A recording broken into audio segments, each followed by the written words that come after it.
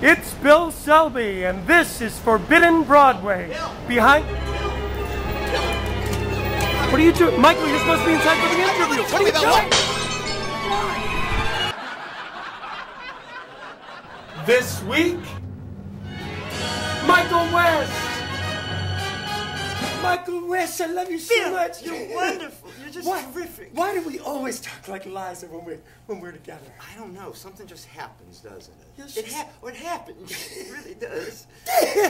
I thought we'd talk a little bit about you in Atlanta and what your career was like then, because you were born there, right?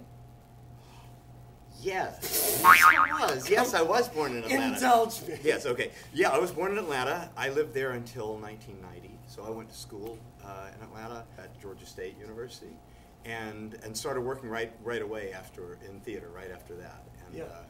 Well, initially, the first place I worked was a great theater called Showcase Cabaret. That was a really high-profile little cabaret theater in Atlanta that did a lot of new works, you know. Mm-hmm. A lot of great people came out of Showcase. I'm not putting myself in that category, but I mean a lot of... Oh, go ahead. Okay, me and then some other people. Some lesser talent. Yeah. But now you have a one-man show where you do a lot of impressions. Oh yeah. Were you doing that down there? No. Well, yes, I was in Atlanta.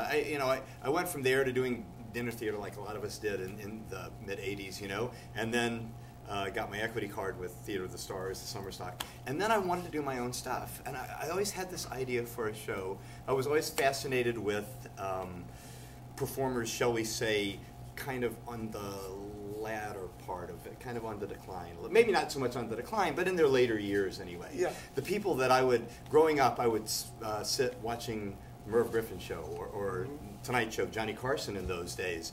And I mean, you had Ethel Merman on there all the time. Ethel Merman all the time. You know, I was always fascinated by, you know, oh my God, Bob Hope just made a walk-on, you know, that kind of stuff. Right. It was like... I used to watch it all the time. Sure. Well, show business was something else then, and that's what we grew up knowing, right. You know. And so that's what my fascination was. So I wrote a show about those people, Sammy Davis Jr. and Stephen Eady. I think also that your love for those performers is probably as great as Merv's was. You always knew that Merv loved personalities. Oh, yes. He'd lean in a lot, you know. Yeah, oh, yeah. And he said, ooh.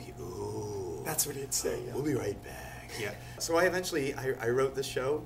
At the time, it was called Michael West Together at Last was what it was called, and it became a big hit in Atlanta and ran for a couple of years. And you were doing a lot of those personalities in the one-man show here sure. in New York, which I saw. Sure. But you had a different title, right? Yes, it was called Almost Live from the Betty Ford Clinic. Right. Yeah. Very good.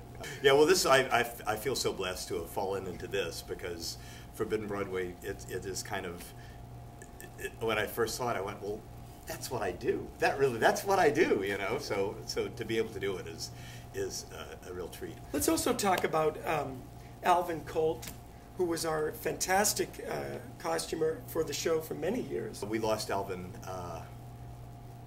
2 or 3 months ago. Right. And how many people do you know who lived to be almost 92 that people's reaction was, oh, so soon, he was taken so soon? Yeah. Because, you know, I mean, most people at 92 you'd feel like, well, they really... Yeah. And Alvin did. He lived his life so fully, but you just felt like Alvin had so much more, and he was still such a kid at heart, and a true gentleman. Oh, wasn't he? Goodness, I adored him, and I think he liked me too. And we were both Southern boys, you know. We connected on that level.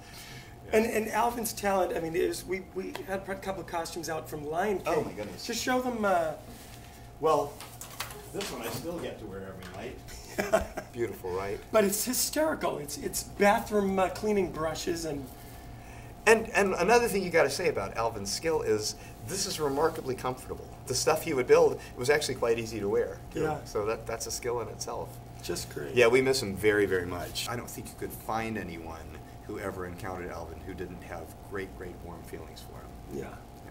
Well, I feel those same warm feelings for you, Michael. Likewise. And before we go, I do have one last request. Yes. Would you say yes? Yes. Say yes. Life keeps happening every day. Say yes. There's no stopping us. If opportunity comes your way, you can't stop wondering what to say. You'll never win if you never play. Say yes.